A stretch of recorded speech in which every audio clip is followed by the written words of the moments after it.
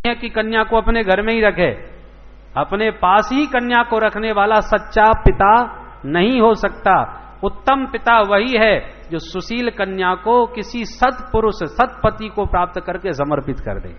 ऐसी उत्तम सद्गुरु वही है जो जीवात्मा को एक कन्या की तरह दिव्य अलौकिक संस्कारों से संपन्न करके किसी श्रेष्ठ परम पिता के चरणों में समर्पित कर दे। अपने इष्ट परम आराध्य श्री राम जी का समर्पित भक्त बना दे, परम वैष्णव भगवत कृपा भाजक जीव बन जाए। यही सद्गुरु का उद्देश्य होना चाहिए। लोभी गुरु लालची चेला तो दोनों नरक में ठेलम ठेला, गोस्वामी जी ने स्पष्ट कह दिया। वो जानते थे गोस्वामी जी कि भविष्य में कैसे कैसे गुरु होंगे और कैसे कैसे चेला होंगे, इसलिए उन्होंने पहले से ही सावधान कर दिया कि यदि गुरु के मन में लोभ है, प्रलोभन है कि चेला बहुत तगड़ा है, बहुत संपन्न है, यदि इसको अपना चेला बना लिया, मंत्र दीक्षित कर दिया तो बढ़िया आश्रम का पूरा खर्चा चलाएगा। यदि शिष्य इसलिए बनाया जा रहा है कि ये हमारा खर्चा चलाएगा, इससे हमारा नाम रोशन होगा, हमारा खूब काम बनेगा, तो वो श्रेष्ठ सद्गुरु कदापि नहीं हो सकता। शिष्य को चाहिए वो सर्वस्व समर्पण सद्गुरु को कर दे, पर सद्गुरु को भी चाहिए कि शिष्य से कभी फूटी कौड़ी लेने की चेष्टा न करे। लेने वाला नीचा होता है, छोटा होता है।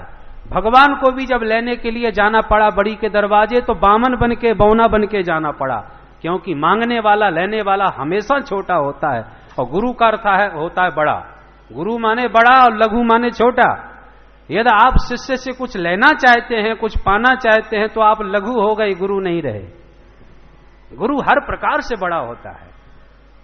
वो यदि आपसे कुछ कहे, आदेश दे के यहां इतना खर्चा कराओ, यहां संतों का भंडारा करा दो, तो ये शिष्य का परम सौभाग्य है कि वो गुरु ने आज उससे कुछ मांगा। जो कभी किसी से न मांगता हो वो यदि मांग ले तो सौभाग्य समझना चाहिए, पर जो मांगने के लिए ही चेला बना रहा है वो श्रेष्ठ सद्गुरु कभी नहीं हो सकता। बोलो जय सिया राम। इसलिए हमारे भक्तमाल के रचयिता नाभाजी महाराज ने गुरु की व्याख्या करते हुए एक बड़ा सुंदर रूपक उपस्थित किया, रूपक में वर्णन किया। वो कहते हैं कि सद्गुरु किसान के समान होता है। दो रूपक हैं, एक तो है कि कन्या जीवात्मा, सद्गुरु पिता और परमपति परमात्मा। जीवात्मा रूपी कन्या को परमात्मा को समर्पित कर दिया, एक सिद्धांत तो यह है। पर नाभाजी महाराज एक दूसरा रूपक उपस्थित करते हैं भक्तमाला में। वो कहते हैं कि सद्गुरु किसान है और शिष्य का हृदय भूमि है। किसान जैसे उत्तम समय पर उत्तम बीज भूमि पर बो देता है, उसी प्रकार सद्गुरु अवसर देख करके उत्तम अवसर पर उत्तम शिष्य के हृदय में मंत्र रूपी बीज फूंक देता है। परंतु एक बात ध्यान देने की है, किसान बहुत बुद्धिमान सही, परंतु भूमि यदि अच्छी नहीं है तो बीज और किसान चाहे जितना बढ़िया बना रहे, यदि कहीं ऊसर भूमि में बीज डाल दिया तो सब बर्बाद हो जाएगा। मेहनत बेकार, बीज बेकार, सारा परिश्रम व्यर्थ जाएगा। उपजाऊ भूमि होना चाहिए, भूमि देख करके बीज बोना चाहिए, तभी तो मेहनत सफल होगी। उसी प्रकार चेला में न श्रद्धा है, न विश्वास है, न निष्ठा है, न आस्तिकता है, और जबरदस्ती केवल संख्या बढ़ाने के लिए बैठा करके मंत्र फुकवा दिया कि आज से आप लोग सब हमारे चेला, माइक में मंत्र फूंक करके हजारों को इकट्ठा अपना बना लिया। तो कल्पना कीजिए उसमें कितने निष्ठावान हैं, और जबरदस्ती के इस प्रकार से जो चेला बनते हैं उनका हालत क्या होता है। किसी ने 10 साल के बाद पूछा, क्यों साहब आपने दीक्षा ले ली? तो जवाब दे, हाँ दीक्षा हमने बहुत बचपन में ही ले ली थी। कब? और कई साल पहले एक महाराज जी आए थे हरिद्वार से कथा कहने के लिए, उस समय वो मंत्री दीक्षा का सामूहिक कार्यक्रम हुआ था।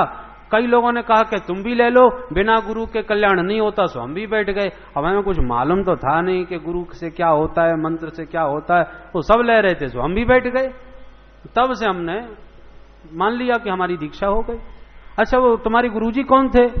बोले वो साहब 10 साल हो गए, नाम वाम तो सब भूल भाल गए, अब कहाँ रहते उनका एड्रेस भी नहीं मालूम। अच्छा तो मंत्र कौन सा लिया था? बोले वो साहब पहले तो हम 5 माला रोज जपते थे, वो तो माला भी सब भूल भाल गए, मंत्र भी कुछ याद नहीं। मैं अभी डायरी देख के बताता हूँ, मंत्र लिख रखा है मैंने डायरी में। अब बताओ, ये दीक्षा हुई, ये शरणागति हुई, ये जबरदस्ती का। ऊसर भूमि में बीज जाएगा तो बर्बाद ही होगा, व्यर्थ ही होगा। इसलिए उत्तम किसान को चाहिए पहले बीज देख ले, और बीज उत्तम हो, साथ साथ भूमि भी उत्तम हो जहां से उत्पन्न हो सके। तो जब लगे कि श्रद्धावान शिष्य है, शरण में आया है, अपने कल्याण की उत्कट कामना कर रहा है, तब जाकर के उसे मंत्र दीक्षा दे, भगवान के चरणों से जोड़े। पहले के महात्मा जल्दी दीक्षा नहीं देते थे, बहुत ठोक बजा करके देते थे। श्री स्वामी रामानंदाचार्य जी महाराज जब राजस्थान की यात्रा पर गए तो राजस्थान के बहुत बड़े राजा थे श्री पीपाजी महाराज, बहुत प्रतिष्ठा उनकी थी। श्री रामानंदाचार्य जी महाराज के दिव्य प्रवचनों से इतने प्रभावित हो गए राजा कि निर्णय लिया कि मैं इनसे दीक्षा लूंगा। अब राजा तुरंत हाथी घोड़े हीरे जवाहरात तमाम वैभव लेकर के श्री स्वामी जी की शरण में आ गए दीक्षा लेने के लिए। अब बताओ, कोई राजा हमसे दीक्षा लेने आवा है तो हम तो खुद ही स्वागत करने के लिए पहुंच जाएंगे, अरे आइए आइए साहब, बढ़िया बढ़िया उनकी सेवा करेंगे, कहीं चला ना जाए। और स्वामी जी के यहां जब दीक्षा लेने के लिए पीपाजी महाराज पहुंचे तामझाम के साथ, राजसी वैभव के साथ, शिष्यों से कहा कि जरा हम गुरुजी से मिलना चाहते हैं। शिष्य बोले खड़े रहिए, अभी पूछ के आते हैं। झोंपड़ी में थे, स्वामी जी से पूछा, महाराज ये राजस्थान के राजा पीपाजी महाराज आपसे मिलना चाहते हैं। क्यों? बोले आपकी शरणागति ग्रहण करना चाहते हैं, शिष्यत्व स्वीकार करने आए हैं। अच्छा। स्वामी जी ने तुरंत आज्ञा दी कि जाओ उनसे कह देना हम राजा महाराजाओं को दीक्षा नहीं देते, लौट जा। अच्छा। शिष्यों ने आके कहा पीपाजी से, महाराज क्षमा करना, हमारे स्वामी जी राजाओं को दीक्षा नहीं देते, आप जा सकते हैं, वो आपसे नहीं मिलेंगे। 2 टूक जवाब दे दिया। पीपाजी ने कहा अच्छा, पर राजा भी बड़े निष्ठावान थे, पक्के ठोक बजा के आए थे चेला बनने के लिए। बोले राजाओं को दीक्षा नहीं देते परंतु सामान्य जनों को तो देते हैं। बोले हाँ, सबको देते हैं। तुरंत राजा ने हाथी घोड़े हीरे जवाहरात सब वापस लौटा दिए, राजसी वस्त्र त्याग दिए, अलंकार सब त्याग दिए, साधारण से वस्त्र पहन करके हाथ जोड़ करके नतमस्तक होकर के शास्त्र कंठ बोले अब कहना कि एक अकिंचन आपकी शरण में आना चाहता है, अब स्वीकार कर लें। शिष्यों ने पुनः आके निवेदन किया भीतर, गुरुदेव और राजा तो बड़े अद्भुत श्रद्धावान दिखाई पड़ते हैं, उन्होंने सब तामझाम लौटा दिया, साधारण से वस्त्रों में खड़े हैं आपकी शरण में, अब तो कृपा कर दीजिए। परंतु पहले महात्मा लोग ठोक बजा लेते थे, देखा तो तुरंत कह दिया कि हम इनको मंत्र देना चाहते ही नहीं, जाके उससे कह दो कि जाके कुआं में गिरे, हमसे मतलब नहीं, हम उसे दीक्षा बिल्कुल नहीं देंगे। शिष्यों ने ज्यों के त्यों शब्द राजा से कह दिए। हमारे गुरुदेव ने कहा जाके कुआं में गिरो, वो आपको दीक्षा नहीं देंगे। राजा बोले क्या स्वामी जी ने ऐसा कहा है? बोले बिल्कुल, उनकी आज्ञा है कि हम कुआं में जाके गिरे? बोले बिल्कुल। तुरंत राजा कुआं में गिरने को चल दिए। स्वामी जी की आज्ञा हो गई है तो उस आज्ञा का पालन करना मेरा परम धर्म है, क्योंकि मैंने मन से उन्हें सदगुरु स्वीकार कर लिया है। वो स्वीकार अब करें न करें, उनकी आज्ञा का पालन करना तो मेरा धर्म बन गया है। तुरंत राजा चल पड़े कुआं में कूदने को, और जैसी कुआं में छलांग मारने को हुए शिष्यों ने पकड़ लिया। गुरुदेव ने यह भी कहा था कि जब कुआं में कूदने लगे तो पकड़ के ले आना। और तब पीपाजी महाराज को स्वामी जी की शरण में समर्पित किया। गदगद होकर स्वामी जी ने हृदय से लगाकर तब मंत्र दीक्षा प्रदान करी। कहने का तात्पर्य है कि पहले संत जल्दी से दीक्षित नहीं करते थे, वर्षों तक घुमाते थे, ठोक बजा के देख लेते थे, और जहां उन्होंने भूमि को देख लिया कि अब ये उपजाऊ भूमि हो गई, खूब खाद पानी लग गया, उर्वरा भूमि बन गई है, तो अब बीज डाला जाएगा तो तुरंत बढ़िया फसल पैदा होगी। तो जब श्रद्धा विश्वास का हृदय परिपूर्ण हो जाए तब सदगुरु रूपी किसान उसमें मंत्र का बीज डालता है, फूंकता है। परंतु एक समस्या और है, भूमि तो बहुत बढ़िया है और बीज में ही है तो घुन लगा हो तब फसल बढ़िया नहीं होगी, क्योंकि बीज की क्वालिटी नहीं, बीज में घुन लगा हुआ था, बेकार हो गया। उसी प्रकार श्रद्धा विश्वास से भरा हुआ हृदय तो शिष्य का है, श्रद्धावान शिष्य है, पर गुरुजी के मंत्र में लोभ का गुण लगा हुआ है। कि चेला मालदार है, इसको जरूर चेला बनाऊंगा, है, इससे बड़ा काम चलेगा, बहुत धनवान है। यह किसी भी प्रकार का प्रलोभन गुरु के मन में है तो समझ लो उसके मंत्र में गुण है, और ऐसा गुणीला मंत्र बढ़िया फसल उत्पन्न नहीं कर सकता। इसलिए बीज भी उत्तम होना चाहिए, भूमि भी उपजाऊ होना चाहिए, और समय पर बीज बोना चाहिए, तब बढ़िया फसल उत्पन्न होगी। पर एक समस्या और है, क्या? बोले भूमि चाहे जितनी बढ़िया हो, बीज भी कितनी भी बढ़िया क्वालिटी का हो, पर बपन करने के बाद, बो देने के बाद यदि पानी नहीं लगाया गया तो फसल बेकार हो जाएगी। क्या हुआ? बोले सूखा पड़ गया, उसका पानी ही नहीं बरसा। अब पानी नहीं लगा तो बीज तो खराब हो ही जाएगा। तो ये पानी क्या चीज है? बोले पानी है सत्संग। बोलो जय सिया राम। बहुत से लोग कथा सुनते हैं, श्रद्धा भक्ति भी उत्पन्न हो जाती है, अच्छे श्रेष्ठ सदगुरु से मंत्र भी ले लेते हैं, फिर वर्षों तक गुरुदेव के यदि दर्शन नहीं किए और सत्संग नहीं किया तो वे सब भूल भाल जाओगे, मंत्र भी जपना छूट गया और ध्यान व्यान भी सब छूट गया। तो कम से कम गुरु पूर्णिमा पर एक बार तो आओ गुरु के पास, बैठो, सत्संग सुनो, उनके वाणी से भगवान के गुणानुवाद सुनो, तो जो भी फसल तुम्हारी सूख गई है बिना पानी के, वो सत्संग का जल पड़ते ही फिर हरी भरी हो जाएगी, फिर अंकुरित होने लग जाएगा बीज। तो पानी समय समय पर लगेगा तो ही बढ़िया तरवर पल्लवित होगा। पर एक खतरा और है कि पौधा जब पल्लवित होने लगता है, उसमें कोमल कोमल पत्ते आने लगते हैं, तो बकरी खाने को बहुत दौड़ती है, जानवर लगने लगते हैं, और कहीं जानवर लग गए तुम्हारे खेत में तो सारी फसल चौपट हो जाएगी। बढ़िया इतनी मेहनत से जो छोटे छोटे कोमल पल्लव प्रकट हो रहे थे वो सब बर्बाद हो गए, सारी मेहनत पर पानी फिर गया। ठीक इसी प्रकार जब हम लोग वैष्णव बनते हैं, गुरुदेव के द्वारा मंत्र प्राप्त करके वैष्णवता का आचरण करते हैं, तो तिलक भी लगाते हैं, कंठी भी धारण करते हैं, माला भी हाथ में जपते हैं, और कभी कथा में जाते हैं, कभी भाव में नाचने लग जाते हैं, तो ये सब देख देख करके नास्तिक रूपी बकरियां उछलने लगती हैं खाने के लिए। ये क्या राम राम रटते रहते हो, इतना महत्वपूर्ण समय सब छोड़ छाड़ के, इतनी बाढ़ आ रही है और गुजरात में, और तुम्हारे घर की क्या स्थिति है और व्यापार की क्या स्थिति है, सब छोड़ छाड़ के तुम हरिद्वार चले गए, ऋषिकेश चले गए, ये कोई मतलब है? तो ये सब कह करके नास्तिक रूपी बकरियां तुम्हारे वैष्णव का जो पौधा पल्लवित हो रहा है उसे खा जाने के लिए टूटने लग जाते हैं। कई लोग उपहास करने लगते हैं, क्या 101 नंबर की प्लेट लगाए घूमते रहते हो माथे पर? तो चिन्हों, वैष्णव चिन्हों के उपहास करने वाले मिलते हैं, और बहुत से लोग इसी शर्म के मारे माथा भी साफ कर लेते हैं, चुटिया भी कटवा लेते हैं। क्या करें साहब, हमको शर्म लगती है, लोग हमारा मजाक उड़ाते हैं। लो, पौधा पल्लवित तो हो रहा था संस्कारों का, वैष्णवता के बीज से कुछ प्रभाव तो पड़ रहा था, पर भक्ति की पौधा का पल्लव प्रकट होते ही नास्तिक रूपी बकरियां सब खा के चट कर गई, पौधा को उखाड़ के फेंक गई। तो अब क्या करें? बोले बुद्धिमान किसान क्या करता है, जहां फसल उत्पन्न होने लगती है, आपने कभी कभी मार्ग में देखा होगा, छोटे छोटे पौधे जब उत्पन्न होने लगते हैं तो लोग क्या करते हैं, ईंटों की पर्दी लगा देते हैं, कांटों की बाड़ लगा देते हैं, या तो लोहे के कांटों से या जाड़ से, किसी भी प्रकार से उस पौधे को बचाने के लिए जानवरों से एक पर्दी लगा देते हैं। कब तक? बोले जब तक वो वृक्ष न बन जाए तब तक। पौधा है तभी तक खतरा है, वृक्ष बन जाए तो कोई खतरा नहीं है, फिर बकरी तो क्या, हाथी भी कुछ नहीं बिगाड़ने वाला। खतरा पौधे को होता है, वृक्ष को नहीं। उसी प्रकार जो नए नए वैष्णव बनते हैं ना, पहली बार तिलक लगाया, पहली बार कथा कीर्तन में गए तो लोग मजाक उड़ा करके, उनका उपहास करके उनकी वैष्णवता को खाने के लिए तैयार रहते हैं। पर जब पक्के वैष्णव बन जाते हैं, निष्ठा पक्की हो गई, श्रद्धा पक्की हो गई, विश्वास सुदृढ़ हो गया, और भजन करते करते रस निष्पत्ति होने लगी, और दृढ़ विश्वास का बट वृक्ष भी हृदय में पक्का जम गया, तो अब अक्षय वट स्थापित हो चुका है, और उस अक्षय वट की जड़ इतनी मजबूत हो चुकी है कि गजराज को भी बांध दोगे तो वो भी उखाड़ने में समर्थ नहीं है, बकरी की तो औकात क्या है। उसी प्रकार नए नए वैष्णवों को ही खतरा होता है नास्तिकों से।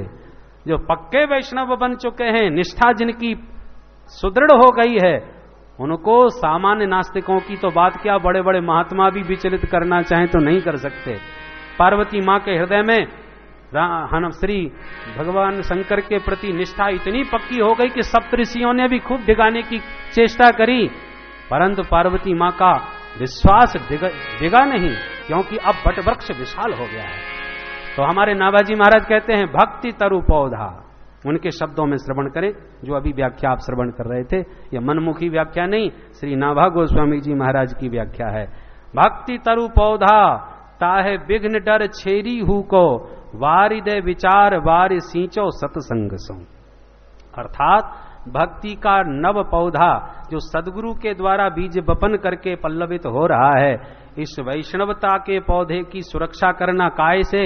बोले वारिद विचार, विचारों की बारिदी लगा के, विवेक के द्वारा चिंतन करके, इनके महत्व को समझ करके। देखो किसान ही तो पौधे की रक्षा करता है, उसी प्रकार सदगुरु ही शिष्य के वैष्णवता की रक्षा करता है। वो समझाता है कि आपको अपनी वैष्णवता की कैसे रक्षा करनी चाहिए। तो यदि बाड़ मजबूत है तो बकरी नहीं खा पाएगी, ऐसी सदगुरु का यदि उपदेश पक्का है तो आप वैष्णवता से विचलित होने वाले नहीं, क्योंकि बाड़ मजबूत है, इसको कोई उखाड़ने वाला नहीं, बकरी खा नहीं पाएगी। तो वारिद विचार सुच सींचो सत्संग सो, सत्संग के जल से सींचते रहना, कहीं सूख न जाए, इसलिए सत्संग करते रहो। जैसे आप लोग तो परम वैष्णव हैं, साल में एक बार तो अपना विशाल पूरे परिकर के साथ किसी तीर्थ में आकर के सत्संग का इतना जल सींच लेते हो कि थोड़ी बहुत यदि भूमि सूख गई हो तो फिर हरी भरी हो जाए। बोलो जय सिया राम।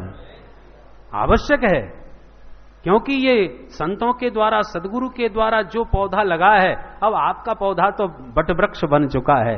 अरे जब इतने सत्संग के इतने वर्षों से आप आचरण कर रहे हो तो आप, परंतु जो नए नए वैष्णव आते हैं उनके लिए ये बहुत आवश्यक है, उनको पकड़ पकड़ के लाना चाहिए ताकि उनका पौधा कहीं सूख ना जाए, कोई बकरी खा ना जाए। बोलो जय सिया राम। तो भक्ति तरु पौधा ताहे विघ्न जर छेरी हु को, तो ऐसे सदगुरु के सानिध्य से हमारा भक्ति वैष्णवता का पौधा विशाल वृक्ष बनेगा, जिससे तमाम न जाने कितने, बट जब वृक्ष विशाल हो जाता है ना तो उसकी छाया में न जाने कितने लोगों को शांति मिलती है, कितने लोग धूप से बचते हैं, कितने भूखों को भोजन मिल जाता है उसके सुंदर फलों से। तो उसी प्रकार जिस वैष्णव का पौधा विशाल भक्ति का तरोवर बन चुका है, ऐसे भक्तों की शरण में बड़े बड़े नेता, अभिनेता, राजनेता सब आने लगते हैं, महाराज आप हमें भी आशीर्वाद दो। ये सब तपे हुए लोग हैं संसार के, जो शांति के लिए आश्रय लेने के लिए वृक्ष की छांव में आते हैं। बोलो सतगुरुदेव भगवान की जय। तो मैं निवेदन कर रहा था कि गुरुर ब्रह्मा, गुरुजी महाराज ब्रह्मा हैं, क्योंकि उन्होंने आपके भीतर एक विचित्र वैष्णवता की सृष्टि की है। पहली बात, गुरुर विष्णु। अब इसकी ज्यादा व्याख्या नहीं करेंगे, नहीं तो इसी की चर्चा में बात पूरी हो जाएगी। तो जहां रा कहा तो मुंह खुल गया, और मुंह खुलते ही सारा विष मुंह में रख लिया, और मां कहते ही मुंह बंद कर लिया, मां का ढक्कन लग गया। राम, मां कह के मुंह बंद कर लिया, और राम नाम के बीच में सारा जहर बाबा ने गले में अटका लिया, न तो भीतर ही गटका न बाहर ही उगला। और राम नाम के प्रभाव से कंठ में पूरा विष एकत्रित हो गया और अमृत जैसा काम करने लग गया। राम नाम के प्रताप से भोले बाबा नीलकंठ बन के जगत पूज्य हो गए। ओ नीलकंठ भगवान की जय। आपके ऋषिकेश के पास में ही तो भगवान नीलकंठ विराजमान हैं, तो जगत पूज्य नीलकंठ भगवान राम के प्रताप से, नाम के प्रताप से ही तो हुए हैं। नाम प्रभाव जान शिवजी को, नाम प्रभाव जान शिवजी को, कालकूट फल दीन अमी को, कालकूट फल दीन अमी को, कालकूट फल दीन अमी को, कालकूट फल दीन अमी को, नाम प्रभाव जान शिवजी को, नाम प्रभाव जान शिवजी को। बोल शंकर भगवान। सारे जगत का कल्याण करने में यदि समर्थ हैं भगवान शिव, तो नाम के प्रताप से, नाम के, देखो अमृत पीने वाले केवल देव कहलाए और विष पीने वाले महादेव कहलाए। यह है प्रभु के नाम का चमत्कार कि विष को भी अमृत बना दिया। गरल सुधा रिपु करई मिताई, गोपद सिंधु अनल सितलाई। राम जी की जब कृपा होती है, राम नाम के प्रभाव से जो परिचित होते हैं, उनके लिए गरल अमृत बन जाता है। गरल माने विष, गरल सुधा, विष अमृत बन जाए। रिपु करय मिताई, शत्रु उससे मित्रता करने लग जाते हैं। गोपद सिंधु, सारा संसार भव सिंधु गोपद के समान हो जाता है। और अनल सितलाई, अग्नि उसके लिए परम सुशीतल हो जाती है। माने राम नाम में वो चमत्कार है, क्योंकि हेतु कृषान भानु हिम कर को, सबका हेतु तो राम नाम ही है। जितनी भी शक्ति जिसमें मिली है वो राम नाम के प्रताप से मिली है। और कभी कभी अज्ञानवश राम नाम की शक्ति को हम अपनी शक्ति कहने लग जाते हैं, और उस समय बुद्धि भ्रमित हो जाती है। राम नाम की महिमा को जानने देखो, राम नाम तो सभी कहते हैं, पर कहने कहने में अंतर होता है। हम लोग राम राम केवल गिनती गिनती करते तक करने तक सीमित रखते हैं। हमने इतना नाम जप लिया, हमने इतनी माला कर ली है। और एक संत जब राम नाम करता है तो उसके उच्चारण में ही अलग एक आनंद और उमंग और एक निमग्नता होती है। एक बार एक सज्जन को सत्संग हो रहा था, तुलसीदास बाबा कथा कह रहे थे, हो गया विलंब कथा में। हाथ जोड़ के बोला, बाबा आज आपकी कथा में हम तो ऐसे डूब गए कि अब अंधेरा हो गया, हमें पार भी जाना है गंगा जी से, अब क्या करूं, कोई साधन भी नहीं है, नौका भी सब बंद हो गई। तो गोस्वामी जी ने एक तुलसी पत्र पर राम नाम लिख दिया और कहा कि इसको मुट्ठी बांध करके अपने हाथ में रखो और गंगा मैया आपको रास्ता दे देंगी। अच्छा, पत्ते को राम नाम से अंकित वो उसने तो देखा नहीं, हाथ में बंद मुट्ठी बांध ली और चल पड़ा। आश्चर्य की बात, गंगा मैया के ऊपर चलना प्रारंभ हो गया, पानी के भीतर नहीं गया, प्रवेश नहीं हुआ, गंगा जी के ऊपर भूमि की तरह चलता चला गया। उसे बड़ा चमत्कार हुआ, अरे बाबा तो बड़े सिद्ध हैं, इन्होंने ऐसी कौन सी जड़ी बूटी मेरे हाथ में पकड़ा दी कि मैं पानी में पैदल चल रहा हूं। चलते चलते जब लगभग किनारे तक पहुंच गया और मात्र कुछ ही फुटों में तट आने वाला था, कुछ ही दूरी पर किनारे आ गया। जब देखा, सोचा कि इतना अद्भुत गंगा का जल मैंने सहजता से पार किया, यार देखूं तो ये कौन सी जड़ी बूटी बाबा ने मेरे को दी। जब मुट्ठी खोल के देखा तो तुलसी दल पर केवल राम लिखा हुआ था। उसने कहा, अरे ये तो बड़ी छोटी सी बात है, ये तो मैं पहले से ही जानता था, आज के बाद मैं भी तुलसी दल पर राम नाम लिख करके ये चमत्कार सबको दिखाऊंगा। ये तो बड़ी सरल सी बात है। जहां इतना सोचा कि पट्ट से गंगा जी में डूबने लगा। जहां गोता खाने लगा, गोस्वामी जी दूर खड़े थे, चिल्लाने लगा, अरे गुरुदेव रक्षा करो, स्वामी जी महाराज मैं मरा, मैं डूबा। गोस्वामी जी ने कहा कि तुरंत मेरे राम नाम को याद करो। तब बोला, हे गोस्वामी जी के राम जी मेरी रक्षा करो। और जहां गोस्वामी जी के राम जी को नाम लिया और उस तुलसी के पत्र को पुनः सावधान किया तो तुरंत गंगा जी के ऊपर आया। राम नाम हम भी जपते हैं, संत भी जपते हैं, पर बड़ा अंतर होता है। गोस्वामी जी के राम नाम का चमत्कार ही कुछ और है?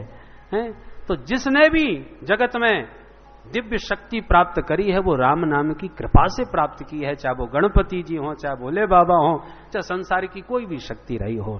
नाम के ध्रुव सगलान जपेऊ हरि नाऊ, पावा अचल अनुपम ठाऊ।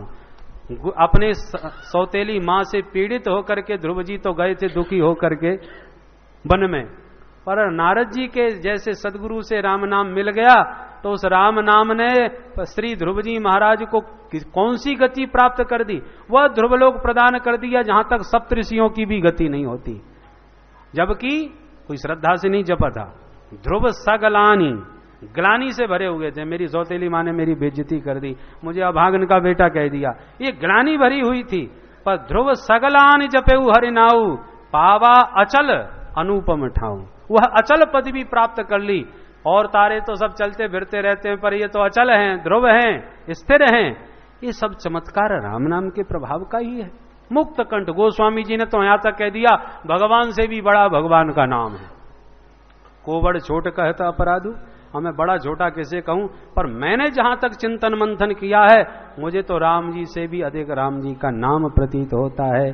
क्योंकि सभी अक्षरों में ये दो अक्षर राम, ध्यान दें, एक छत्र एक मुकुटमणि, सब वर्णन पर दोय। रा से आ निकाल दिया जाए तो रा एकदम सबके ऊपर चढ़ जाता है। हिंदी में आप ध्यान दें, राजा हलंत होता है ना, रा से आकार निकलता है। शुद्ध रा जब बना तो वर्ण के ऊपर चला जाता है। ऊपर रा कैसे बनाया जाता है? इस प्रकार से, जैसे राजा के सिर पर छत्र होता है ना, ऐसे ही छत्र के रूप में रकार ऊपर सब वर्णों में शुद्ध। ऐसा कोई वर्ण नहीं जिस पर रकार छत्र बन के विराजमान न हो। एक छत्र, एक मुकुटमणि और दूसरा है मकार। राम शब्द में 2 अक्षर है, रा और म। तो रकार तो छत्र बन के सब वर्णों पर विराजमान है और दूसरा है मकार। ऐसा कोई अक्षर नहीं जिस पर बिंदु न लगता हो। मां हलंत हुआ तो ऊपर बिंदी लगाई रामम, तो मां के ऊपर बिंदी रख दिया, रामम हो गया। हरिम, हरि, री के ऊपर बिंदी रख दी, हरिम हो गया। तो सारे वर्णों पर मकार जो है वो बिंदी के रूप में, माने मुकुटमणि। जैसे बड़े बड़े राजा महाराजाओं के जो मुकुट होते हैं उसके बीच में मणि रखती है, वो मणि चमचमाती रहती है, जिससे पता चलता है कि ये राजा है। क्योंकि राज दरबार में मुकुट तो बहुत धारण करते हैं, पर जिस राजा के मुकुट में मणि दैदीप्यमान हो वो विशेष राजा होता है, सम्राट होता है। उसी प्रकार से वर्णाक्षर तो बहुत हैं, पर उन सभी वर्णों में रकार मणि छत्र के समान विराजमान है। एक छत्र एक मुकुट मणि सब वर्णन पर दोय, तुलसी रघुवर नाम के वरण विराजत दो। गोस्वामी जी कहते हैं मेरे राम जी रकार और मकार के रूप में सभी वर्णों पर छत्र और मुकुट मणि बन के विराजमान हैं। ऐसे राम नाम प्रभु के नाम की मैं बारंबार वंदना करता हूं। बोलो जय सिया राम। जय सिया राम। राम निष्ठ हैं श्री गोस्वामी जी महाराज, उनके नाम में अपूर्व निष्ठा है। एक बड़ा सुंदर प्रसंग आपने भी सुना होगा कि जिस समय राम जी महाराज सेतु बंधन कर रहे थे तो चमत्कार सबने देखा कि बंदर क्या करते हैं, पहाड़ों को लाला करके समुद्र में पटकते हैं। अब डूब जाएगा पहाड़ तो एक पहाड़ पर रा लिख दिया, दूसरे पहाड़ पर मां लिख दिया, और जैसी डाला कि पर्वत तैरने लग गए, पत्थर तैरने लग गए, और रा और मां जिस 2 उसमें लिखे हैं वो आपस में चिपक गए। सीमेंट का काम कर रहा है। रा और मां से लिखे हुए पर्वत खंड आपस में जुड़े हुए हैं और पानी के ऊपर तैर रहे हैं। राम जी सब देख रहे हैं और स्वयं राम जी को बड़ा आश्चर्य हुआ कि हमारे नाम का तो भाई बड़ा चमत्कार है, आज हमने पहली बार देखा। हमारे नाम से जब पाषाण खंड समुद्र में तर रहे हैं और यदि हम स्वयं अपने हाथों से पत्थर डालें तब क्या होगा। चलो एक बार प्रैक्टिकल करके देखते हैं। तो सब बंदर तो सेतु बंधन में लगे हुए थे, व्यस्त थे। राम जी महाराज ने सबकी आंख को बचाकर धीरे से वहां से खिसके और समुद्र के एक शांत एकांत तट पर जाकर के खड़े हो गए। चारों तरफ देखा कि कहीं कोई है तो नहीं, कि हम प्रयोग करके देखें और माना कि शायद डूब गया, बात खराब हो जाएगी। तो प्रयोग एकांत में करना चाहिए। जब कोई नहीं दिखा तो राम जी महाराज ने धीरे से एक पत्थर उठाया और जैसी पानी में डाला वो गप्पदी से डूबा चला गया। भगवान ने कहा गजब हो गया, हमारे नाम ने पत्थर तैरा दिए और हमने पत्थर डाला तो डूब गया। चलो कोई बात नहीं, किसी ने देखा तो नहीं। इतना कह के भगवान मुड़े ही थे कि पीछे से हनुमान जी बोले जय सिया राम। भगवान तुरंत चौंक पड़े, अरे हनुमान तुम कब के खड़े थे? बोले प्रभु जब से आप यहां खड़े थे। क्या? तो क्या तुमने सब कुछ देख लिया? बोले सरकार ऐसा कभी हो सकता है कि आप जाएं और हम आपके पीछे न जाएं? हम तो आपके दास हैं, आपके पीछे पीछे ही रहते हैं, हमने सारी आपकी लीला को देखा। तो भगवान मुस्कुरा के बोले कोई बात नहीं, तुम तो हमारे ही हो, अपने हो, किसी से कहना मत ये प्रसंग।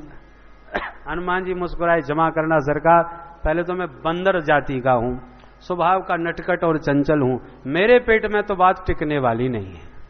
मैं तो आज ही घोषणा करूंगा और सबको सुनाऊंगा। राम जी बोले अपने मालिक की बदनामी करोगे क्या? हनुमान जी बोले महाराज इसमें बदनामी की क्या बात है? भगवान बोले तो इसमें अच्छाई क्या है? लोग क्या कहेंगे कि इनके नाम ने पत्थर तैरा दिए और इन्होंने डाला तो डूब गया। हनुमान जी बोले तो सच्ची बात है महाराज, ऐसा तो होना ही था। क्यों, कैसे? हनुमान जी तो परम बुद्धिमान हैं। तुरंत बोले सरकार एक जीव जन्म जन्मांतरों की साधना करता है तब कहीं आकर के आपके चरणों से जुड़ता है, और जन्म जन्मांतरों की साधना करके जो आपके चरणों से जुड़ गया उसे आप उठा लिए, और उठाने के बाद फिर कहीं दोबारा आपने भवसागर में फेंक दिया तो संसार में उसे पार लगाने वाला दूसरा कौन हो सकता है? उसको तो बेचारे को डूबना पक्का है, वो कभी पार लगने वाला नहीं। क्योंकि इतने जन्मों की साधना करते तो चरणों से जुड़ के आपने अपनाया और फिर कहीं फेंक दिया तो दोबारा तो उसका उद्धार होना कल्प कल्पांतरों में भी कठिन हो जाएगा। इसलिए बेचारे पत्थर को तो डूबना ही था जब आपने फेंक दिया। बोलो जय सिया राम। जय सिया राम। तो भगवान के नाम से बढ़कर भगवान के नाम की महिमा, भगवान से भी बढ़ करके एक बात कह करके वाणी को यहां विराम दूंगा। एक बार जैसे आप यहां ऋषिकेश में कथा करा रहे हैं, एक बार हमारी कथा दिल्ली वासियों ने जगन्नाथपुरी में कराई। 300 लोग थे दिल्ली के लोग, वो भी एक समिति थी। तो 300 लोगों का रिजर्वेशन पुरुषोत्तम एक्सप्रेस में जगन्नाथपुरी के लिए। परंतु हमारा जो उनसे संवाद हुआ था वो टेलीफोन पर ही कार्यक्रम निश्चित हुआ था। सारी बातें हमने न उनको कभी देखा न उन्होंने हमको कभी देखा, अपरिचित दोनों एक दूसरे से। ये बात माघ के महीने की है जब हम तीर्थराज प्रयाग में कथा कह रहे थे। प्रतिवर्ष तीर्थराज प्रयाग में कथा होती है संतों की सन्निधि में। तो मैंने उनको टेलीफोन पर बता दिया कि मैं अपने ढंग से जगन्नाथपुरी पहुंच जाऊंगा, शंकराचार्य जी के मठ में कथा है, आप लोग आराम से पहुंचिए, मैं अपने ढंग से पहुंच रहा हूं, मैं बता दूंगा पहुंचकर। बात हो गई, वो ठीक है आप अपने ढंग से आइए। मैंने भी पुरुषोत्तम एक्सप्रेस में रिजर्वेशन कराया और वो भी सब उसी में आ रहे थे, वो दिल्ली से गाड़ी चल रही थी, पर दोनों एक दूसरे से अपरिचित। और हम जैसे ही अपने कोच में पहुंचे, कुछ लोग हमें छोड़ने आए थे, उन्होंने हमको अंदर भेज दिया। माघ के मेला की भीड़ भी कुछ ज्यादा थी और 300 श्रोता दिल्ली के जो आ रहे थे कार्यक्रम के लिए जा रहे थे, हमारे ही सब, उन्होंने सारे कोच बुक कर रखे थे, एयर कंडीशन जितने थे। तो एसी में हमारा भी रिजर्वेशन, उन सब का फुल, तो सब जगह वो भरे पड़े थे। हमने सोचा न जाने ये कौन सी यात्रा है, कौन लोग हैं जो इतने सब भरे पड़े हैं। फिर भी हमारा चूंकि बर्थ निश्चित थी, कंफर्म था, तो हम अपनी बर्थ पर पहुंचे। तो वहां पर भी सब वही हमारे ही पर करके सब लोग बैठे जो मुख्य यजमान थे। अब हम वहां जाके खड़े हैं, हम बोले बाबूजी जरा बर्थ हमारी है, खाली कर दें, बड़ी कृपा होगी। चूंकि वयोवृद्ध थे, हमने बड़ी नम्रता से कहा। अब हम भी खड़े थे, सामान भरा पड़ा था बीच में, तो हमने नम्रता से कहा, परंतु वो बैठे बैठे ही बोले, अरे पंडित जी ये सारी बर्थें अपनी ही हैं, हम 300 लोग हैं और पूरे ये सारे कोच अपने ही हैं, आपको जहां इच्छा पड़े तहां बैठ जाइए। हमने कहा कि हमें कोई बर्थ ही खाली नजर नहीं आ रही, तो हम बैठेंगे कहाँ, हम तो अपनी बर्थ पे ही आके बैठेंगे। नम्रता के साथ फिर हमने उनसे निवेदन किया, परंतु वो कोई खड़े होने को तैयार नहीं। अब कौन खड़ा हो, कैसे खड़ा हो, तो हमने बहुत कहने पर भी खड़े नहीं हो गए। तो हमारे साथ में ये बालक भी था, इसने उनको आंख दिखा दी, आप कैसे हो, महाराज जी खड़े हैं और आप लोग बैठे हो गए, और उनकी बर्थ है, जब तीनों बर्थ है हमारी है, तो आप खड़े होइए। थोड़ा इन्होंने आवेश में आकर के कहा। और इतने में एक हमारे कलाकार संगीत के, वो बाहर घूम रहे थे प्लेटफॉर्म पर, वो दूसरे कोच में थे। एक दरोगा जी वहां आए घूमते हुए, उन्होंने उनको पहचान लिया, तो उन्होंने तुरंत उनसे पूछा, आपके पारासर जी कहाँ हैं, कथा कहाँ हो रही है। तो उन्होंने कहा पारासर जी भीतर बैठे और जगन्नाथपुरी हम लोग जा रहे हैं। तो दरोगा जी बोली, जरा हमसे दर्शन करवा दो, हम उनके दर्शन करना चाहते हैं। तो बोले चलिए मिलवाए देते हैं। तो दरोगा जी आ गए। अब उनको लगा कि ये पुलिस को बुला लाए हमारे लिए, ऐसा विचित्र बानक बन गया। तो उन्होंने, दरोगा जी ने आके जब हमको प्रणाम किया और कहा, गुरुदेव आपके खूब दर्शन अनायास हो गए। हम थोड़े ऊहापोह में खड़े हुए थे कि अब कितनी लंबी यात्रा कैसे कटेगी, ये तो इस प्रकार से सब खड़े ही होना नहीं चाहते, इसलिए मैंने बहुत प्रसन्नता के साथ उनसे बात नहीं करी। तो वो मेरे मनस्थिति को समझ के बोले, आप कुछ परेशान से लग रहे हो, क्या बात है, हमें बताइए। तो हमने धीरे से कहा कि भाई ये बर्थ हमारी है और कन्फर्म है, परंतु फिर भी ये कोई यात्रा में लोग जा रहे हैं, इसलिए खाली नहीं कर रहे। तो दरोगा जी ने थोड़ा अपने ढंग से कहा, अरे भाई तुरंत खड़े हो जाइए। तो उन्होंने भी, वो भी सब बड़े उद्योगपति लोग थे सब, तो उन्होंने भी अपने ढंग से जवाब दिया। बात कुछ ज्यादा बढ़ गई। तो हमारे जो कलाकार थे उन्होंने कहा, आप जानते नहीं आप किससे बात कर रहे हैं, इतने बड़े महाराज जी हैं और कथावाचक हैं और देश में इनका बड़ा नाम है, और उन्होंने हमारी महिमा तो खूब गाई पर नाम हमारा नहीं बताया।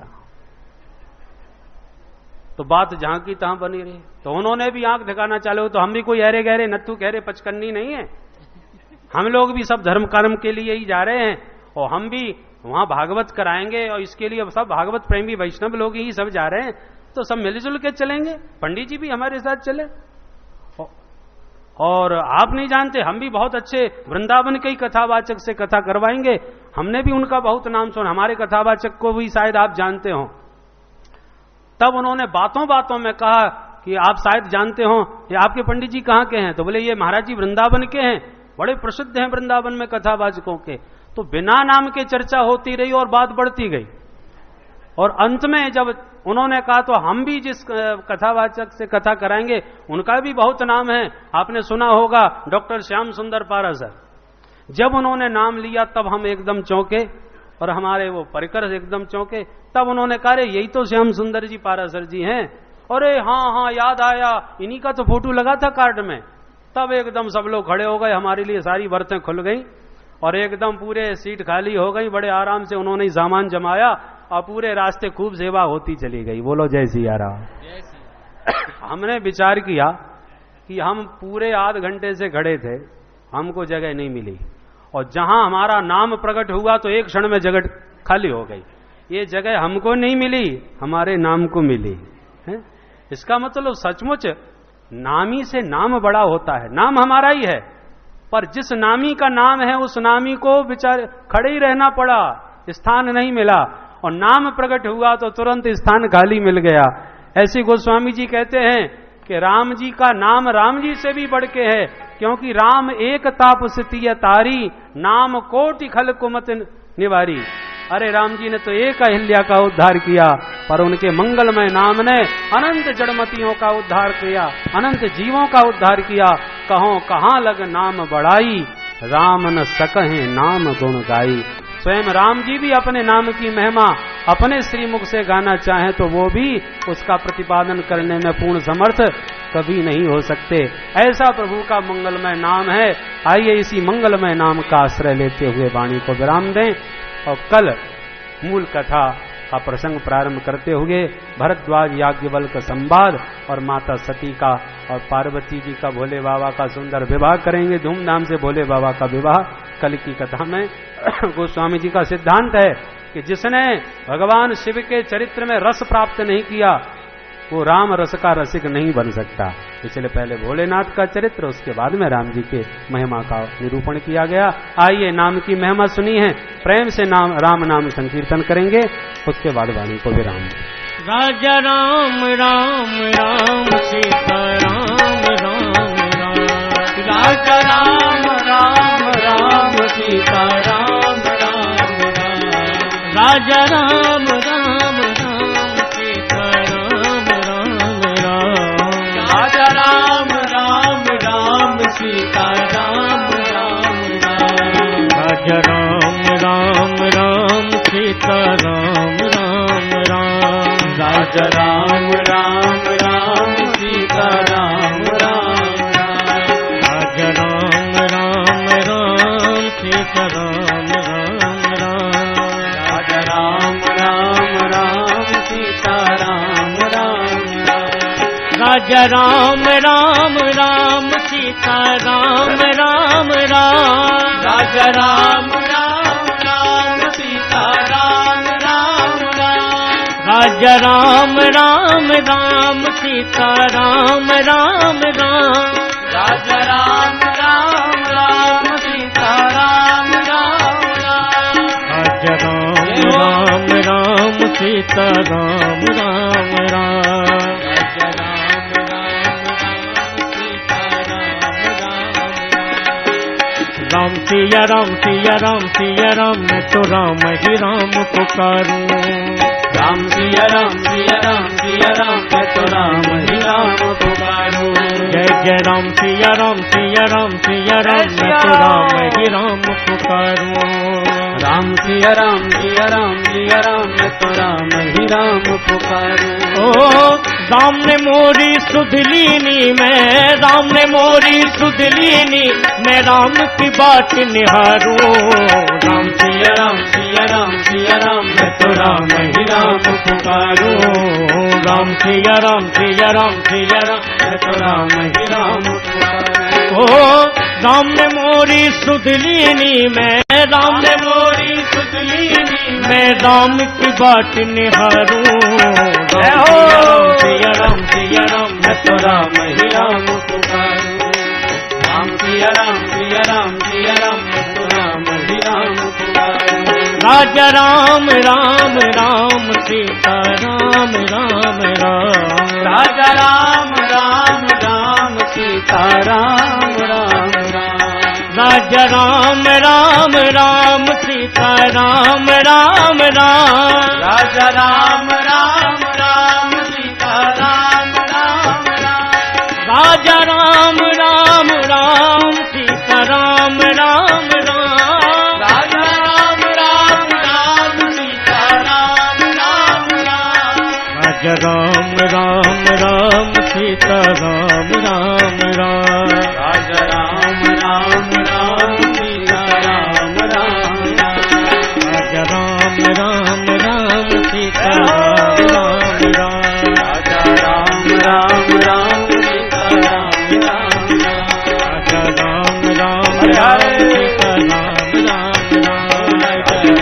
राम राम सीता राम राम, ओ राजा राम राम राम सीता राम राम, राजा राम राम राम सीता राम राम, ओ राजा राम राम राम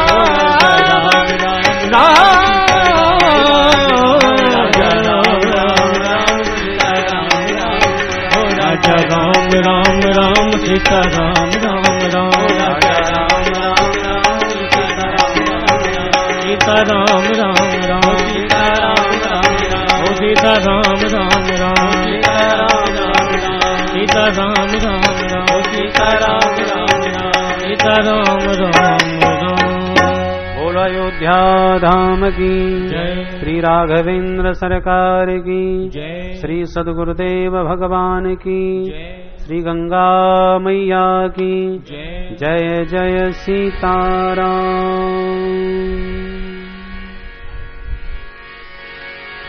आरती श्री रामायण जी की, आरती श्री रामायण जी की, कावत वेद पुराण अष्टदश, गावत वेद पुराण अष्टदश, छहो शास्त्र सब ग्रंथन को रस, छहो शास्त्र सब ग्रंथन को रस, मुनि जन जन संतन को सरबस, मुनि जन धन संतन को सरबस।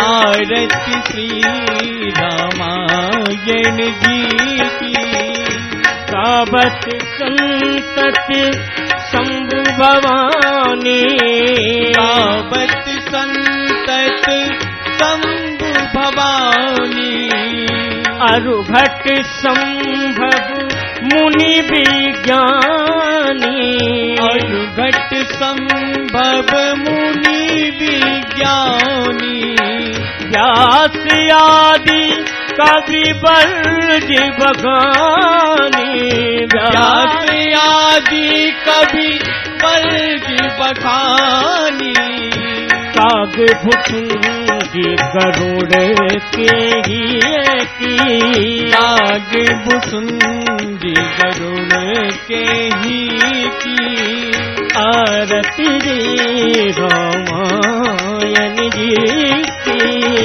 आरती श्री रामायण जी की, कलिमल हरण विषय रस फीकी, कलिमल हरण विषय रस फीकी, शुभ सुबग श्रृंगार मुक्ति जुबती की, सुबग श्रृंगार मुक्ति जुबती की, चलन रोग भव मूर्यमी की, दलन रोग भव मूर्यमी की, तात मात सब विधि तुलसी की, तात मात सब विधि तुलसी की, आरती श्री रामायण जी की, आरती श्री रामायण जी की, कीरति करते ललित सियपी की, कीरति करते ललित सियपी की, आरती श्री रामायण जी की। हरि ओम माद्यौः शान्तिरन्तरिक्षगुं शान्तिः पृथिवी शान्तिरापः शान्तिरोषधयः शान्तिः वनस्पतयः शान्तिर्विश्वे देवाः शान्ति ब्रह्म शान्तिः सर्वगुं शान्तिः शान्तिरेव शान्तिः सामा शान्तिरेधि। आरार्तिक्यं समर्पयामि श्रीपुराणपुरुषोत्तमाय नमः। जलेन शीतलीकरणं मन्त्रपुष्पाञ्जलिं। हरिः ओम। जैनेन जैनमय जन्त देवा स्तानि धर्माणि प्रथमान्यासन्न ते हनाकं महिमानः सचन्त यत्र पूर्वे